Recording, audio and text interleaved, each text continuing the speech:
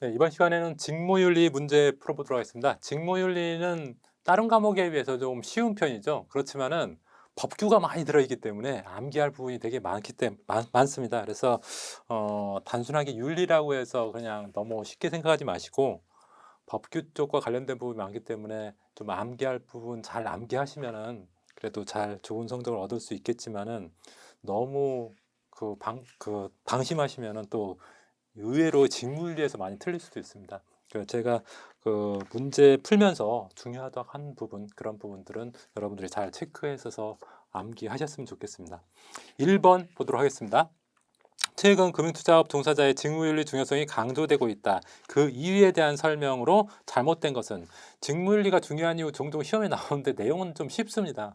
1번 직무윤리 준수는 상대방의 신뢰 획득 및 인적 연결 강화를 통해 경쟁력 확보에 도움이 된다. 이 맞는 말이죠. 2번 기업의 사회적 책임 이행에 대한 관심이 고조됨에 따라 사회 책임 투자가 하나의 경향이 되고 있다. 이것도 맞는 얘기고요. 그다음 3번 대면 거래에 의한 거래 방식의 특성으로 다른 산업에 비하여 상대적으로 규제의 필요성이 적다. 이게 틀렸네요. 일반적으로 금융산업은 규제 산업이라고 할 만큼 규제가 많은 그런 산업입니다. 그리고 최근에는 이제 비대면 거래가 되게 많아지기 시작했죠. 그래서 그러기 때문에 더 규제의 필요성은 더 많아졌다. 이렇게 볼 수가 있겠습니다. 그래서 3번이 좀 적절하지 않고요. 4번 투자성을 내포한 금융투자 상품의 특성상 고객과의 분쟁 가능성이 상존한다. 그래서 이제 직무윤리가 중요해지는 거죠. 금융투자 산업 그 핵심 포인트 해설에서 두 번째 칸 금융투자 산업 측면에서 직무윤리가 강조되는 측면 요거 좀 꼭 기억하셨으면 좋겠습니다. 첫 번째 금융투자 산업의 속성상 이해 상충 가능성이나 정보 비대칭성이 해결돼야 될 문제잖아요. 그래서 그런 것 때문에 직무윤리가 필요하고 그다음 금융상품의 특성상 투자성이 있죠. 원금 손실 가능성이기 때문에 직무윤리가 다른 어떤 것에 비해서 좀 중요하다고 여겨지고요. 그 다음에 금융소비자가 과거보다는 지금 굉장히 적극적으로 바뀌었죠. 그리고 금융소비자 보호에 관한 그런 관점이나 가치도 예전에 비해서 훨씬 더 강화됐습니다. 그런 측면에서 그 직무윤리가 강화되고 있는 추세고, 그 다음에 금융투자업 종사자 입장에서도 직무윤리를 잘 지키면은 문제될 게 없으니까 어떤 안전장치 역할을 할 수 있다. 그런 점에서 직무윤리가 중요하다. 이렇게 볼 수가 있겠습니다. 2번 보도록 하겠습니다. 직무윤리의 대내적 환경에 대한 설명 중 잘못된 것은 1번 영국의 BTIC와 사회적 책임을 평가하는 CR 인덱스가 윤리 경영 평가 지수로 사용되고 있다. 맞는 얘기고요. 2번 2000년 OECD가 제정 발표한 국제 공통의 기업 윤리 강령은 강제 규정이다. 이게 틀렸네요. 이것은 뭐 강제 규정은 아닙니다. 강제 규정은 아니고 다만 이제 이것을 지키지 않으면 약간의 불이익이 있을 수는 있겠지만은 그렇다고 해서 아직까지는 강제 규정까지는 아닙니다. 그래서 2번이 좀 잘못됐고요. 3번 우리나라는 국제투명기구에서 발표하는 부패 인식 지수가 경제 규모에 비해서 낮게 평가되고 있습니다. 다음 4번 정부는 부패방지법, 공직자윤리법을 제정하였고 기업도 기업 윤리 강령을 제정하였다. 이런 것들이 직무윤리와 관련된 그런 그 환경 변화라고 볼 수가 있겠죠. 그래서 핵심 포인트 해설의 그 뭐 사상적 배경과 뭐 국내외적, 대내외적 환경에 대해서 나와 있고 윤리 경영평가 척도라고 해서 세 가지가 제시되어 있죠. 산업정책연구원의 코백스, 그 다음에 정경련 윤리 경영 자율 진단 지표 아주 KFIBEX, 그 다음에 서강대 윤리 경영 지표인 소백스 이렇게 세 가지가 나와 있다는 점도 좀 알아두셨으면 좋겠습니다.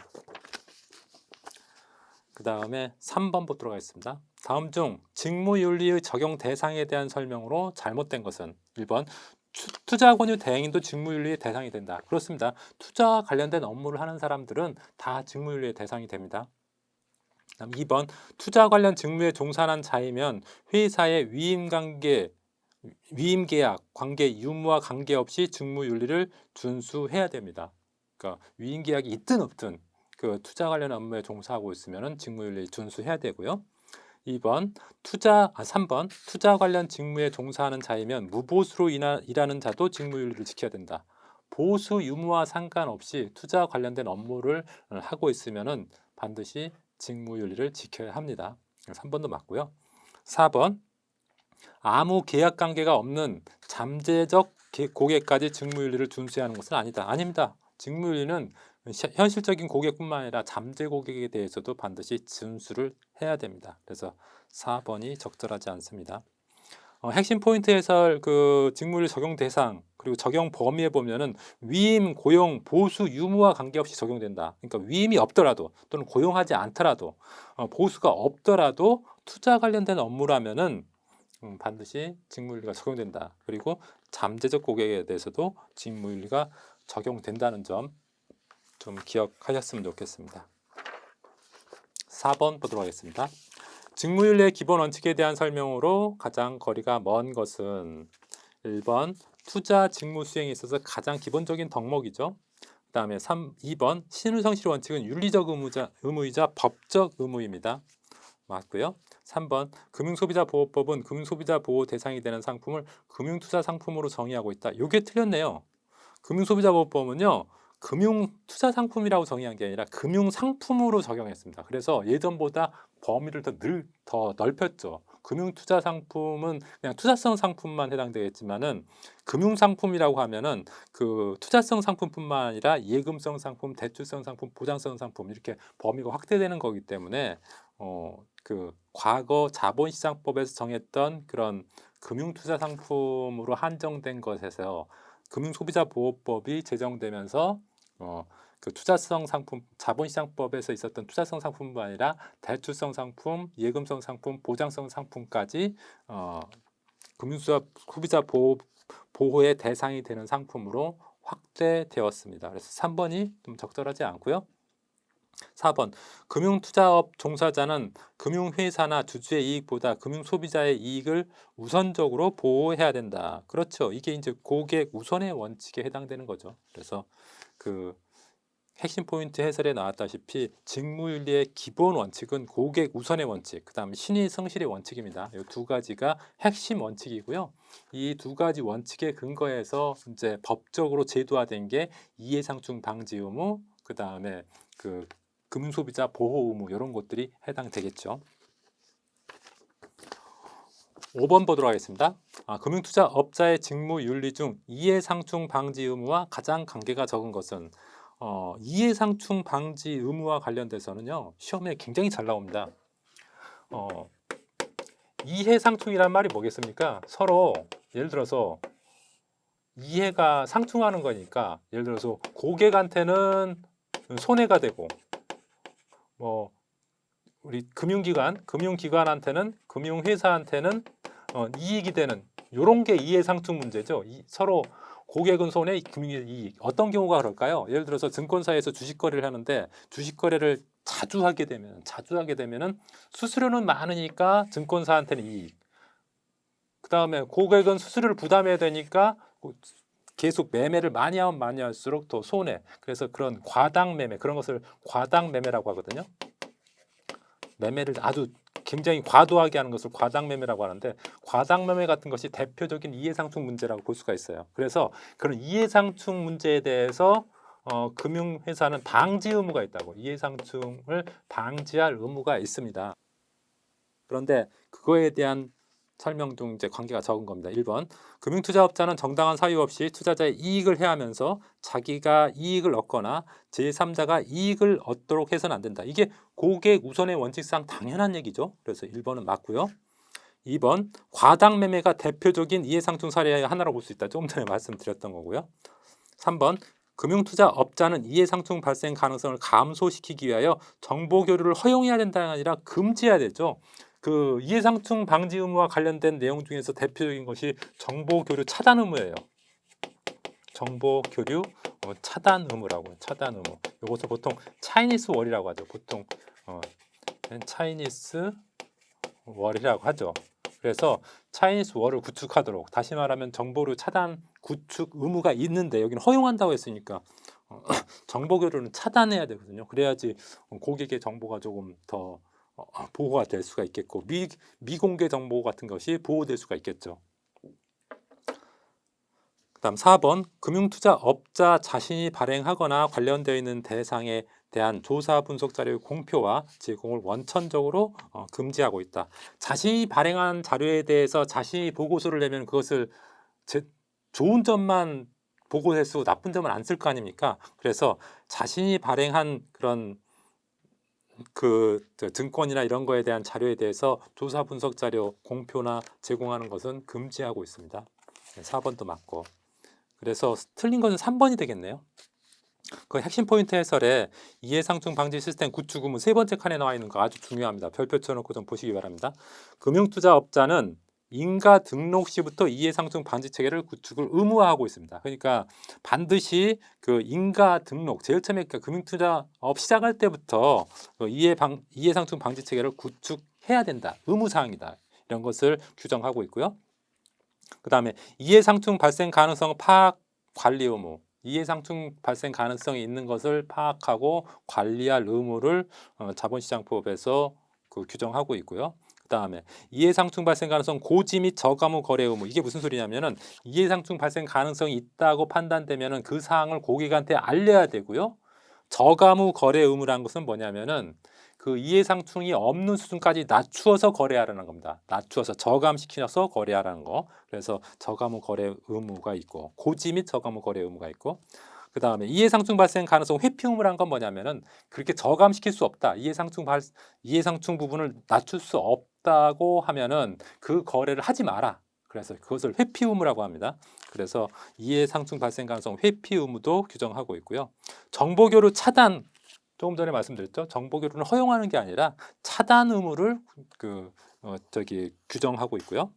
그 다음에 금융투자업자가 자신이 발행하였거나 관련된 대상에 대한 조사 분석 자료 공표 제공 금지, 조금 전에 말씀드렸고, 자기 거래도 금지된다는 점, 이런 것들이 어떤 것과 관련돼 있다? 이해상충 방지 의무와 관련된 규정이라고 볼 수가 있겠습니다. 6번 보도록 하겠습니다. 상품 판매 단계 금융소비자 보호 내용으로 가장 거리가 먼 것.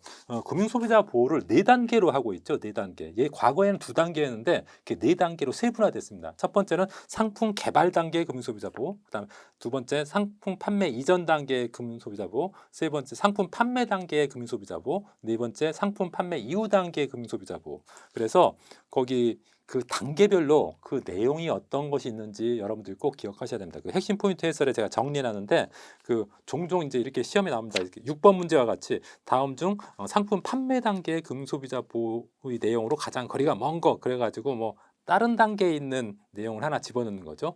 요거 보면 1번 해피콜 서비스, 이것은 상품 판매 단계의 소비자 보호 내용이 아니라 상품 판매 이후 단계거든요. 그래서 정답 1번이고요.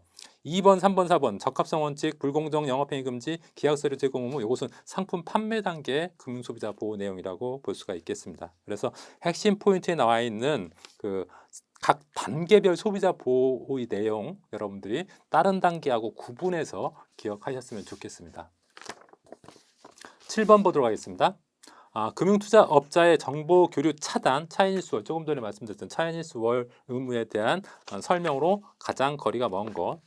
1번, 금융투자업자가 금융투자업, 겸용 업무, 부수 업무 등을 영위하는 경우 미공개 중요 정보 등에 대한 회사 내부 정보 교류 차단 장치를 구축해야 된다. 이게 이제 일반적인 차이니스월 제도의 기본적인 내용이고요.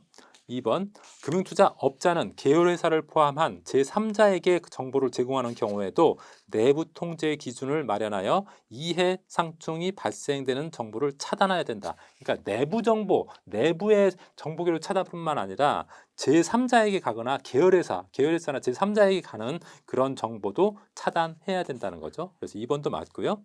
3번, 표준 내부 통제 기준에 의하면 상시 정보 교류를 허용하는 임원을 지정하여서는 안 된다. 이게 좀 맞는 것 같은데 이게 틀렸어요. 이게 상시 정보 교류를 허용하는 임원을 지정해야 됩니다. 그래서 실제로 누군가 한 사람을 알고 있어야 되잖아요. 그래서 그 사람이 그것을 잘 관리할 수 있도록 해야 됩니다. 3번이 틀렸고요. 4번, 표준 내부 통제 기준은 정보 교류 차단을 위하여 물리적 분리뿐만 아니라 비밀 정보에 대한 접근 권한을 통제하는 방법 등을 규정하고 있다. 그렇습니다. 보통 이제 정보교류 차단과 관련된 구체적인 기준들이 표준 내부 통제 기준에 나와 있는데 물리적으로 분리해서 예를 들어서 뭐 개인 고객 부서하고 예를 들어 기업 고객 부서하고 벽으로 이렇게 차단해서 분리하는 그런 방법도 있지만은 비밀 정보에 대한 접근 권한을 아예 통제시키는 거. 누구는 예를 들어서 뭐 어떤 과장은 되고 예를 들어서 뭐 어떤 대리는 안 되고 이렇게 뭐 비밀 정보를 접근할 수 있는 그 사람을 구분하는 방법도 있겠죠. 그렇게 해서 정보 교류를 차단하는 방법도 있습니다.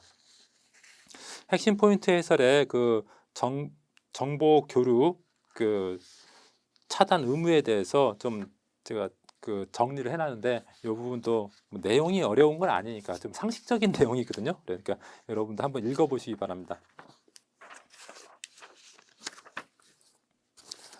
그 다음에 8번 보도록 하겠습니다. 8번. 다음 중 자본시장법상 이해상충 방지 체계에 대한 설명이 옳은 것은 이해상충 방지 관련된 문제는 보통 항상 시험에 한두 문제씩 나오니까 꼭 기억하시기 바랍니다. 1번 금융투자업자는 이해상충 방지 체계를 자율적으로 마련해야 되는 게 아니라 의무적으로 마련해야 된다. 이해상충 방지 체계를. 그래서 1번이 틀렸네요. 그 다음에 2번 금융투자업자는 이해상충 발생 가능성을 파악 평가하고 표준투자 권유 준칙에 따라 관리해야 된다. 표준투자 권유 준칙이 아니라 내부 통제 기준에 따라서 관리해야 됩니다. 그래서 2번도 적절하지 않고요. 3번 이해상충 발생 가능성이 있다고 인정되는 경우 그 사실을 투자자에게 알리고 문제가 없는 수준으로 낮추는 거래야 된다. 이게 맞네요. 이해상충 발생 가능성이 있다고 인정되는 경우 그 사실을 알리고 이거 고지 의무죠. 그 다음에 문제가 없는 수준으로 낮춘 후 거래해야 된다. 이건 저감 후 거래 의무죠. 그래서 3번은 맞고 4번 이해상충 발생 가능성을 낮추기 곤란한 경우에는 투자자의 승낙을 얻어 거래해야 된다. 아닙니다. 이해상충 발생 가능성을 낮추기 곤란한 경우에는 아예 그 거래를 하지 말라 했죠. 회피하라고 했습니다. 회피 의무가 있다 했죠. 그래서 4번도 틀렸습니다. 그래서 옳은 것은 3번이 되겠네요. 9번 보도록 하겠습니다. 적합성 원칙에 대한 설명으로 가장 거리가 먼 것은 금융 소비자에게 투자를 권유하는 경우 투자 목적, 투자 경험, 자금력, 위험에 대한 태도 등에 비추어 가장 적합한 투자를 권유해야 한다는 원칙이다. 이게 이제 적합성 원칙의 의의에 해당되는 그 말입니다. 2번 일반 금융 소비자에게 투자성 상품을 권유하는 경우에는 취득 처분 목적, 취득 처분 경험, 재산 상황 등을 파악해야 된다. 이건 투자자 정보를 파악하라는 거죠. 이게 기본적으로 적합성 원칙의 내용이라고 볼 수가 있겠습니다. 그래서 2번도 맞고 3번 일반 금융 소비자에게 대출성 상품을 권유하는 경우에는 재산 상황, 신용 및 변제 계획 등을 파악해야겠죠. 다음 4번 일반 사모 집합 투자기구 경우에는 원칙적으로 적합성 원칙이 적용된다. 이게 틀렸네요. 일반 사모 집합 투자기구는요. 기본적으로 일반 사모 집합투자기구에 투자할 수 있는 사람은 적격기관 투자가라고요. 적격기관 투자가자. 아니 적격기관 투자가 아니라 적격 투자자. 적격 투자자거든요. 근데 적격 투자자에는 대표적으로 전문 투자자가 있고요. 전문 투자자가 있고 그 다음에 일반 투자자 일부 일반 투자자가 있는데 보통 한 3억에서 5억 정도 이렇게 투자하는 이런 투자자들 좀 고액을 투자하는 투자자들이 있는데 이런 사람들이 적격 투자자입니다. 그런데 일반적으로 대부분 전문 투자자가 대부분이에요. 전문 투자자가 대부분입니다. 그래서 전문 투자자한테는 적합성 원칙 적용 안 되잖아요. 그죠? 적합성 원칙 적용 안 됩니다. 그러니까 일반 사모집합투자기구에는 원칙적으로 적합성 원칙 적용되지 않아요. 그런데 적격 투자자 중에서 일반 투자자가 있을 수도 있잖아요. 좀 돈이 많은 일반 투자자, 소액 투자자 말고 그런 사람들이 만약에 나는 적합성 원칙 지키게 너네들 좀 지켜달라 그렇게 요청을 하면은 적합성 원칙 지켜야 돼요. 그런 경우는 예외적인 경우고 어쨌든 원칙적으로 일반 사모펀드 같은 경우에는 적합성 원칙이 적용되지 않습니다. 핵심 포인트 해설에 적합성 원칙과 적정성 원칙 나와 있는데요. 적합성 원칙의 KYC 순서대로 조금 제가 정리된 순서대로 좀 기억을 하셨으면 좋겠고 그 다음에 적정성의 원칙에서 적합성 원칙하고 차이가 있죠.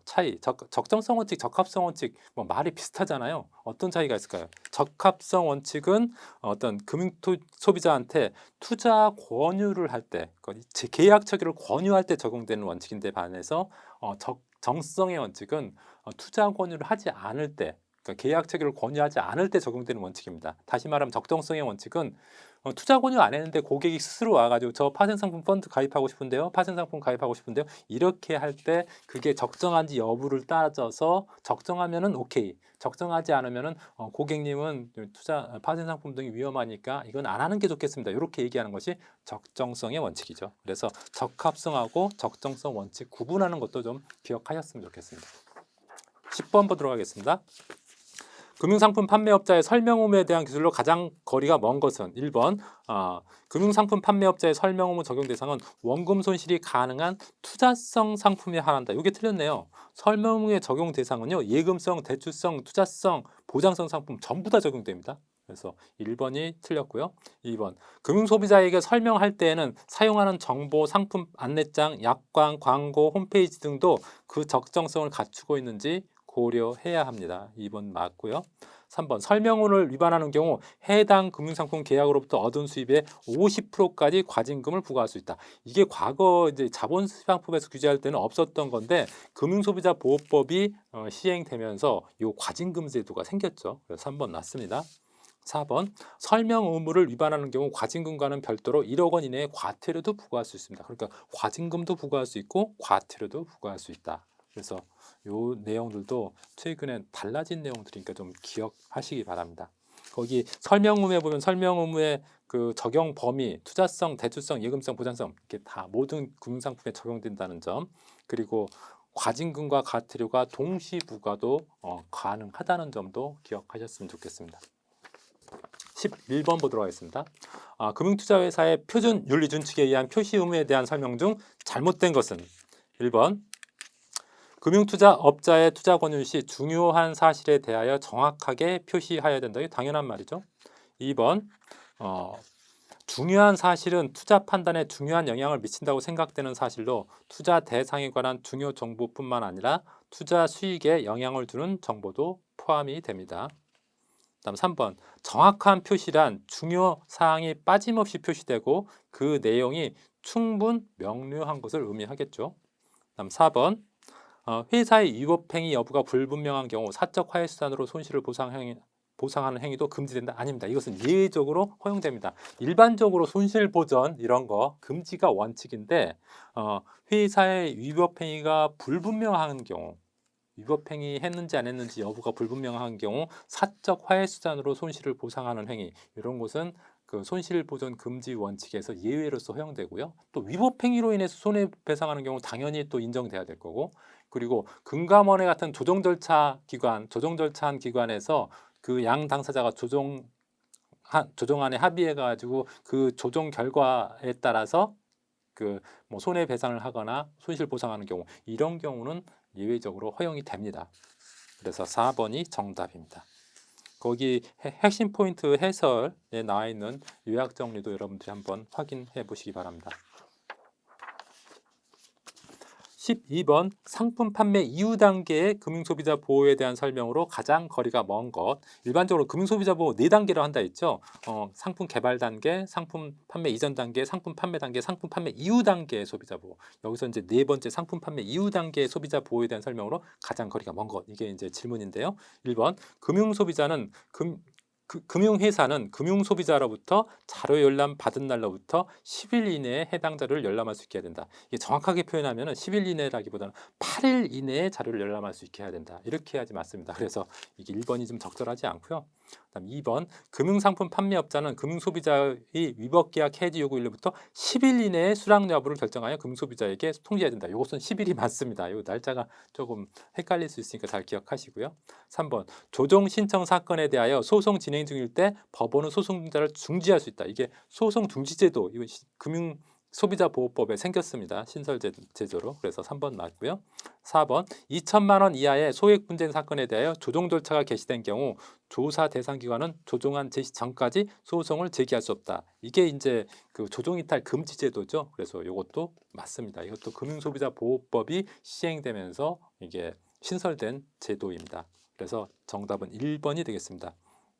그 핵심 포인트 해설에 상품 판매 이후 단계 금융소비자 보호 여러 가지 나와 있죠. 처리 결과 보고 의무, 자료 열람 요구권, 위법 계약 해지권, 뭐 뭐 소송 중지제도, 분쟁 조정 이탈 금지제도, 뭐 손해배상의 입증 책임 전환, 뭐 이런 것들, 이런 내용들이 그 상품 판매 이후 단계의 금융소비자 보호 내용이라는 거 좀 구분해서 기억하시기 바랍니다.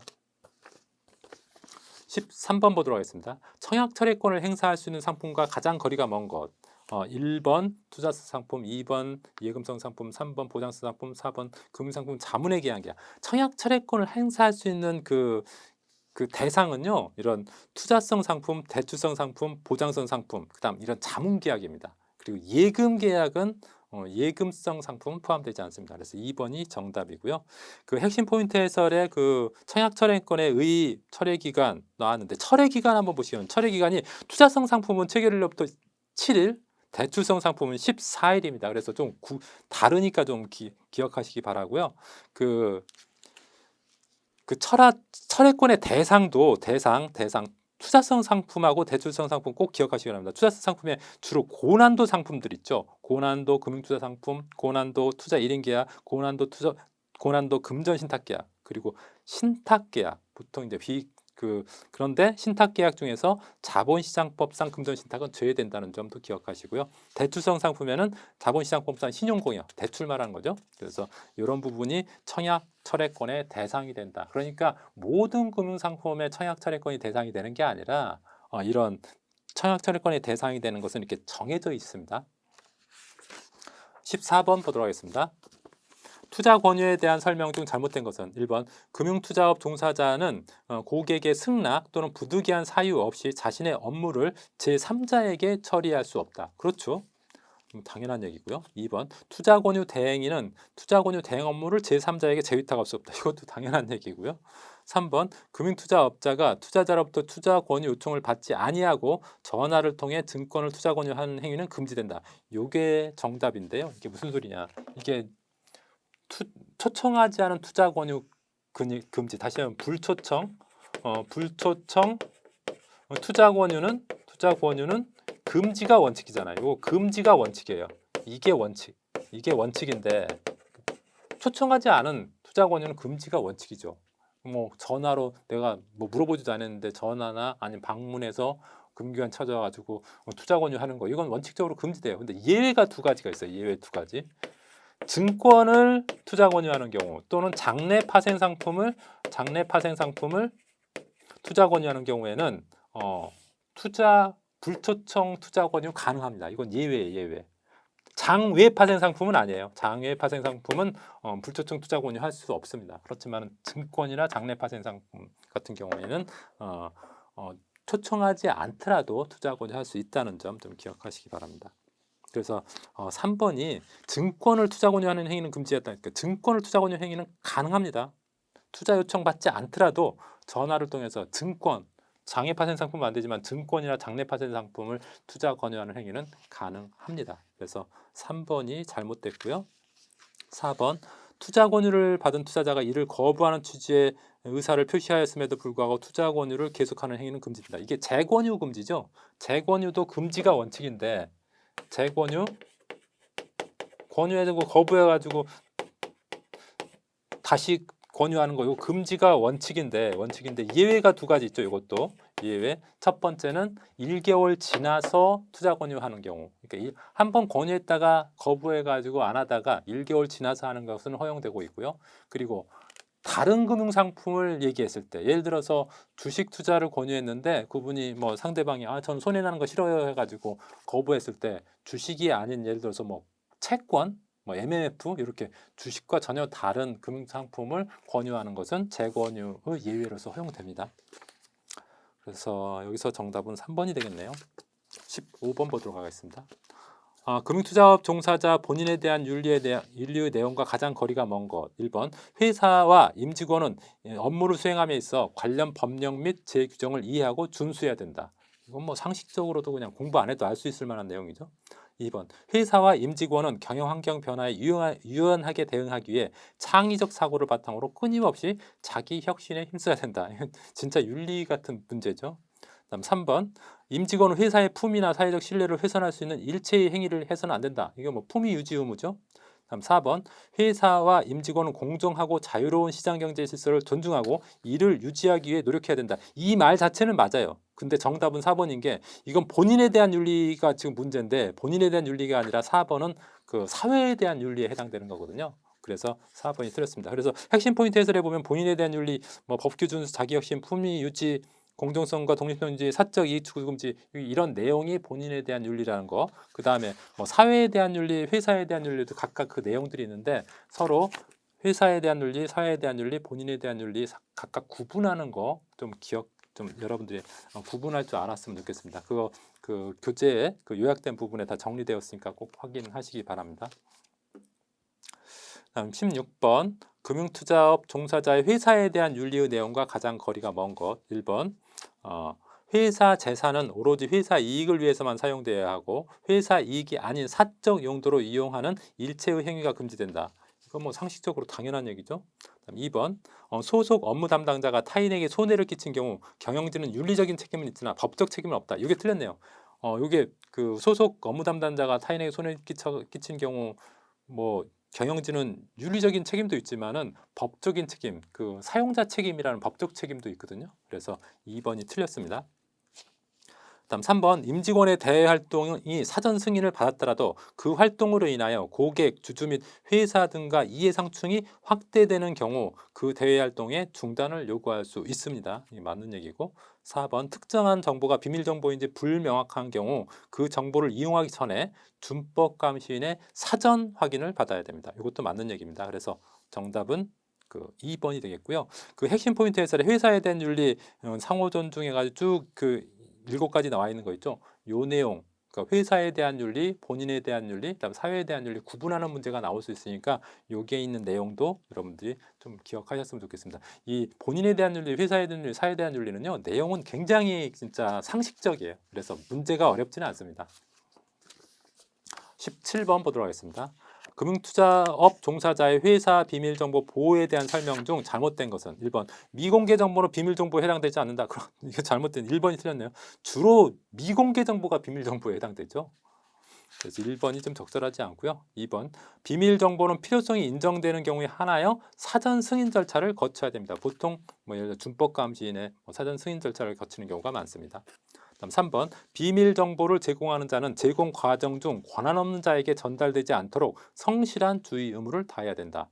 뭐 상식적인 얘기고 4번 비밀 정보 제공자는 비밀 유지 의무를 준수하고 제공받은 목적 이외의 목적으로 사용하거나 타인에게 사용하도록 하여서는 안 된다. 이게 뭐 상식적으로 당연한 얘기죠. 정답은 1번입니다. 그 핵심 포인트 해설의 비밀 정보에 관련된 뭐 범위나 뭐 원칙에 대해서 나와 있는데요. 여러분들이 읽어보시면 알겠지만 굉장히 상식적입니다. 제가 추가 설명은 생략하도록 하겠습니다. 18번 보도록 하겠습니다. 금융투자업 종사자의 대외활동 시 준수사항과 가장 거리가 먼 것은 1번 대외활동 시 소속 부점장, 준법감시인 또는 대표 이사의 사전 승인을 받아야 한다. 그렇죠. 일반적으로 공개적인 뭐 예를 들어서 신문이나 언론이나 아니면 방송국이나 이런 데 나갈 때는 반드시 사전에 승인을 받도록 하고 있습니다. 2번 익명성이 보장되는 경우에도 비공개를 요하는 정보는 언급할 수 없겠죠. 다음 3번 정기적 정보 제공이나 경미한 것은 준법감시인에게 사전 보고를 하지 않아도 됩니다. 뭐 아주 사소한 것까지 준법감시인에 보고할 필요는 없겠죠. 다음 4번 사회 대화방 참여는 프라이버시 문제므로 규제하지 않는다. 이게 틀렸어요. 사회 대화방 참여도요. 그 공정 포럼으로 간주해서 직무윤리 규정을 지켜야 됩니다. 여기서 그래서 사회 대화방 예를 들어서 뭐 우리 주변에 뭐 카톡이나 뭐 밴드나 뭐 페이스북이나 이런 거 있지 않습니까? 이런 것도 공중 포럼으로 간주해서 직무윤리 규정이 적용되기 때문에 좀 여러분들 조심하셔야 됩니다. 그 핵심 포인트에서 해설해서 여러분들 꼭 기억하셔야 될 분이 그 네 번째 전자통신 활동에 임원 고객 간의 이메일은 사용 장소와 관계없이 표준 내부 통제 기준과 관계 법령이 적용된다. 여기서 사용 장소와 관계없이 여기 밑줄 그어 놓으셔야 합니다. 그러니까 임원과 고객 간의 이메일은 회사에서 보내든 집에서 보내든 직무윤리가 적용된다는 소리입니다. 그다음 두 번째 보면 사회 대화방 참여는 공중 포럼으로 간주된다. 이 말은 공중 포럼으로 간주되기 때문에 직무윤리가 적용된다는 소리입니다. 19번 보도록 하겠습니다. 금융투자업 종사자의 대외 활동에 대한 사전 승인 시 고려해야 될 사항과 거리가 먼 것은 1번 회사, 주주 및 고객 등과의 이해 상충 정도 이런 거 고려해 봐야겠죠. 그다음 2번 대외 활동의 대가로 지급받는 보수 또는 보상의 적절성. 그다음 3번 대외 활동을 하고자 하는 회사의 공신력, 사업 내역, 사회적 평판 이런 것들 좀 봐야겠죠. 그다음 4번 대외 활동 시 활동 장소 및 대상 인원 이것은 뭐 꼭 고려해야 될 사항이라고 보기는 좀 어려운 것 같습니다. 그래서 정답은 4번이 정답입니다.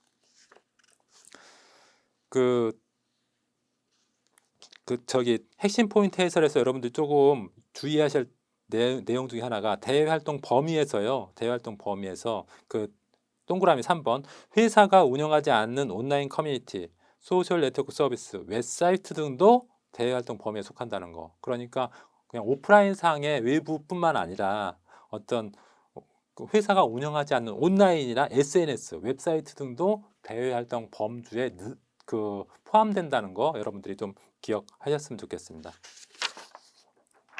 20번 보도록 하겠습니다. 금융투자업 종사자의 비밀 정보 보안 처리 업무에 대한 설명 중 잘못된 것은 1번 일체의 비밀 정보는 보안 장치를 구축해야 관리해야 된다. 당연하죠. 2번 회사의 경영 전략이나 새로운 상품 및 비즈니스 관련 정보도 비밀 정보에 포함됩니다. 3번 비밀 정보를 제공할 때는 리스크관리팀장의 사전 승인을 받아야 된다. 리스크관리팀장이 아니라 준법감시인의 사전 승인을 받아야 되죠. 그래서 3번이 적절하지 않고요. 4번 비밀 정보 제공자는 성실한 주의 의무를 다해야 되고 비밀 정보를 제공받는 자는 비밀 유지 의무를 준수해야 된다. 당연한 얘기입니다. 그래서 20번은 3번입니다. 핵심 포인트 해설도 굉장히 상식적인 내용이니까 여러분들 한번 보시기 바랍니다. 21번 보도록 하겠습니다. 금융투자업 종사자의 고용계약 종료 후 의무에 대한 설명 중 잘못된 것은 1번 금융투자업 종사자가 퇴직하는 경우라도 일정 기간 회사의 이익을 해치는 행위를 해서는 안 된다. 당연하죠. 다음 2번 회사의 비밀정보 출간, 공개, 제3자 이용 등이 금지된다. 그렇죠. 회사 비밀정보를 퇴직했다고 고용 종료됐다고 막 제3자한테 공개해주고 그러면 좀 윤리적으로는 적절하지 않죠. 다음 3번 고용기간이 종료되면 회사에 대한 성관 주의 의무도 즉시 종료된다. 이게 틀렸어요. 고용기간이 종료돼도요. 회사에 대한 성관 주의 의무는 일정 기간, 상당 기간 지속된다고 보고 있습니다. 그렇게 규정되어 있어요. 그래서 3번이 좀 틀렸고요. 4번 고용기간이 종료되더라도 본인이 생산한 지적재산물의 이용 및 처분 권한은 회사가 가지는 것이 원칙입니다. 물론 회사와 별도의 계약으로 본인이 갖는 걸로 했으면 그대로 하지만은 그런 계약이 별도로 없다고 하면은 회사가 가지는 것이 원칙입니다. 22번 보도록 하겠습니다. 22번 금융투자업 종사자의 사회에 대한 직무윤리에 대한 설명 중 잘못된 것은 1번 시장질서 교란행위 규제 대상자는 내부자, 준내부자, 1차 수령자뿐만 아니라 이를 전달한 모두를 제재 대상으로 확대 적용하고 있다. 기존의 불공정 거래에 관한 규제, 내부자 거래 규제는 1차 수령자만, 1차 정보 수령자만 처벌할 수 있었는데 시장질서 교란행위 규제에 대한 규정이 생기면서 1차 수령자뿐만 아니라 이를 전달한 자 모두를 다차 정보 수령자까지 처벌할 수 있도록 이렇게 확대 적용했죠. 그래서 1번은 맞고요. 2번 지수, 주가에 영향을 줄 수 있는 정보의 유통행위에 신중을 기해야 된다. 이게 당연한 말이고 3번 시장질서 교란행위에 해당하는 주문의 수탁을 거부해야 된다. 그렇죠. 시장질서를 교란하는 행위를 하는 주문을 받아서는 안 되겠죠. 그다음 4번 ETF 유동성 지원 업무와 같이 본인의 업무 수행으로 인한 매매의 경우 목적성이 없으면 시세에 부당한 영향을 주는지 사전에 확인할 필요가 없다가 아니라 목적성이 없더라도 시세에 부당한 영향을 주는지 확인해야 됩니다. 그것이 시장질서 교란행위 규제에 대한 규정의 취지거든요. 그래서 4번이 틀렸습니다. 핵심 포인트 해설의 사회에 대한 윤리에 대한 세 가지 시장질서 존중, 주주가 지극대와 사회적 책임 이 부분도 본인에 대한 윤리, 회사에 대한 윤리와 구분해서 여러분들이 좀 기억하시기 바랍니다. 23번 보도록 하겠습니다.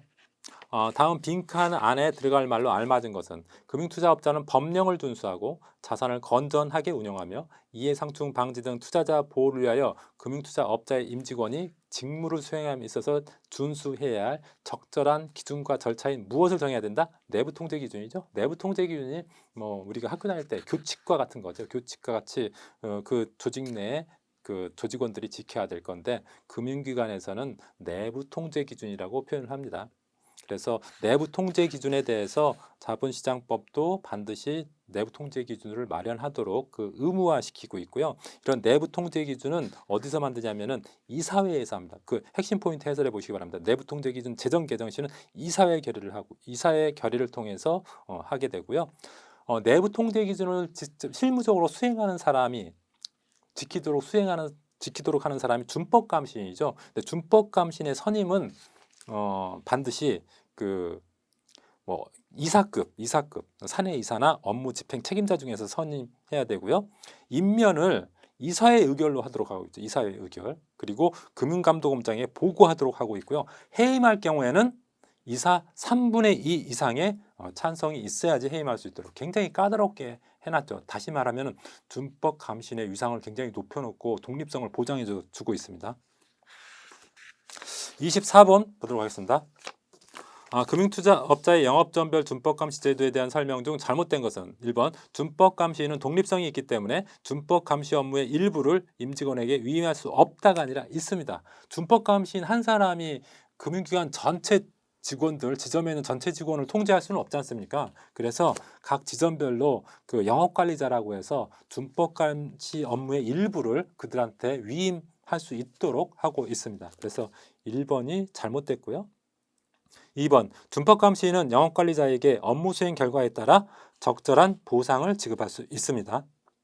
3번 사이버룸은 직원과 분리되어 위치되어야 됩니다. 보통 증권사 같은 경우 사이버룸이라고 해서 사이버로 이렇게 증권 거래를 할 수 있도록 이렇게 별도의 룸을 이렇게 제공한 경우가 있는데 이 경우는 반드시 직원과 분리되어 위치해야 됩니다. 왜냐하면 같이 직원 자리하고 같이 있으면 직원에게는 여러 고객들의 정보나 그 매매 정보 같은 게 들어있기 때문에 굉장히 그 정보가 노출될 염려가 있죠. 그래서 반드시 분리되어 위치되어야 합니다. 4번 영업점장은 준법감시 위임하는 영업관리자가 될 수 없다. 만약 영업점장 같은 경우는 사실 준법보다는 영업 실적에 더 관심을 두고 있기 때문에 영업점장이 그 준법감시 업무 일부를 담당하는 영업관리자가 될 수 없도록 이렇게 하고 있습니다. 4번도 맞고 정답은 1번이 되겠습니다. 25번 보도록 하겠습니다. 다음 중 내부 통제 기준 위반자에 해당하지 않는 자는 1번 내부 통제 기준 위반을 지시한 자, 이 사람은 해당되고요. 그 다음에 2번 다른 사람의 위반 사실을 과실로 보고하지 않은 자, 이 사람은 해당되지 않습니다. 규정상 요건 없어요. 근데 다른 사람의 위반 사실을 고의로 보고하지 않은 자는 해당이 됩니다. 그래서 요거 좀 주의하시기 바라고요. 3번, 4번 뭐 내부 통제 기준 위반을 묵인한 자 또는 운영을 저해한 자 이런 사람들은 위반자에 해당됩니다. 그 핵심 포인트 해설에 정리해 놨으니까 여러분들이 다시 한번 보시고요. 26번 보도록 하겠습니다. 다음 중 준법감시인이 준법감시 프로그램을 운영하고 이에 따른 점검 결과 및 개선 계획 등을 주요 내용으로 대표이사에게 정기적으로 보고하는 것, 이것이 내부 통제 보고서죠. 일반적으로 준법 감시와 관련된 것은 내부 통제 기준에 따라 해야 되고요. 이거에 따른 보고서는 이름이 내부 통제 보고서입니다. 그래서 정답은 1번입니다. 27번 보도록 하겠습니다. 27번. 직무윤리 위반 시 제재에 대한 설명 중 잘못된 것은 1번 금융투자협회는 영업질서 유지 및 투자자 보호를 위해 자율규제할 수 있다. 금융투자협회는요 자율규제기관이에요. 그 회원이 보통 금융투자 회사들입니다. 그래서 자율규제할 수 있다. 이건 맞고요. 2번 회원 규제뿐만 아니라 임직원에 대한 규제도 가능하다. 그렇습니다. 회원 규제라는 것은 그 금융투자 회사가 회원이니까 금융투자 회사를 말하는 거고요. 회원에 대한 규제도 가능하고 임직원에 대해서 어떤 그 주의나 경고 조치를 권유할 수도 있습니다. 그래서 2번도 맞고요. 다음 3번 금융투자업자에 대한 기관 경고뿐만 아니라 등록 취소도 가능합니다. 일반적으로 그 금융감독원에서 이런 그 금융 감독 당국에서 기관 경고나 이렇게 등록 취소 같은 경우도 가능하다는 소리고요. 다음 4번 형사 제재 시 행위자에게는 벌칙이 병과되어 부과될 수 있으나 행위자 외에 법인 또는 개인에게 벌칙이 병과되지 않는다. 아닙니다. 병과돼서 중복적으로 처벌할 수 있습니다. 그래서 4번이 틀렸습니다. 핵심 포인트 해설해 보면 직무유예 위반 시 제재에 대해서 자율적 제재, 그래서 금융투자협회에서 제재하는 거, 그다음 행정적 제재로서 금융감독원에서 제재하는 거, 민사적, 형사적 제재, 법원에서 제재하는 거, 이렇게 구분해서 정리해 놨으니까 여기도 한번 여러분들이 꼭 좀 읽어보셨으면 좋겠습니다. 네, 이번 시간은 여기까지 하고 다음 시간에 이어서 하도록 하겠습니다. 수고하셨습니다.